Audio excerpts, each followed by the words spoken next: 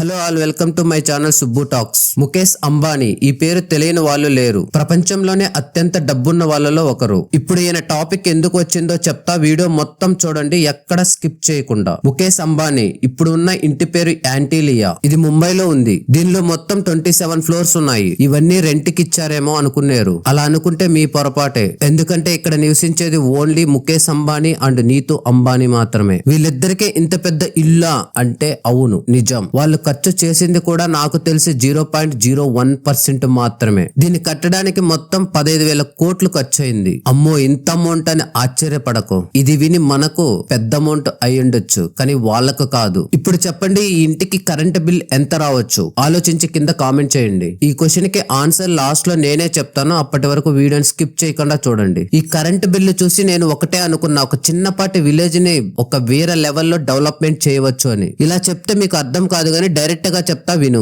ఒక సగటు భారతీయుడు మొత్తం జీవిత కాలంలో సంపాదించే అంత. ఈ హౌస్ 2005 లో స్టార్ట్ అయ్యి 2010 లో కంప్లీట్ అయింది. యాంటిలియా హౌస్ ని అమెరికన్ పెర్కిన్స్ అండ్ విల్ ఇంకా లాస్ ఏంజల్స్ కు చెందిన కంపెనీ హిర్స్ బెట్నర్ అసోసియేట్స్ కట్టించింది. ప్రపంచంలోనే అత్యంత ఖరీదైన హౌస్ లో రెండోది. ఫస్ట్ ప్లేస్ లో బెకమ్ హామ్ ఉంది. అసలు యాంటిలియా పేరు పెట్టడానికి ఒక కారణం కూడా ఉంది. యాంటిలియా అంటే అట్లాంటిక్ మహాసముద్రంలోని ఒక పురాతన దెయ్యం ద్వీపం నుండి ఎగ్జాంపుల్ గా తీసుకుని పెట్టారు. మీకు తెలియని ఇంకో విషయం, Antilia Guinness book of world రికార్డుగా పేరు పొందింది. ఇది మొత్తం 40,000 చదరపు అడుగుల్లో ఉంది. ఇప్పుడు ఈ ఇల్లు ఎందుకు హాట్ టాపిక్ అండ్ ట్రెండింగ్ లో ఉంది అంటే, ఈ ఇంటికి వచ్చిన కరెంటు బిల్లు చూసి అందరూ షాక్ అవుతున్నారు. ఇంతకీ ఎంత వచ్చిందంటే 637240 యూనిట్లకు గాను ఓన్లీ 70,70,000 బిల్లు వచ్చింది. ఈ బిల్లు మొత్తం 7,000 ఇళ్లకు వచ్చే బిల్లుతో సమానం అంట. ఈ హౌస్ లో చాలా సౌకర్యాలు ఉన్నాయి గురు. ఫస్ట్ అవి చెప్తా విను. హెలిప్యాడ్లు, అలాగే 168 కార్లు ఒకేసారి చేసే పార్కింగ్,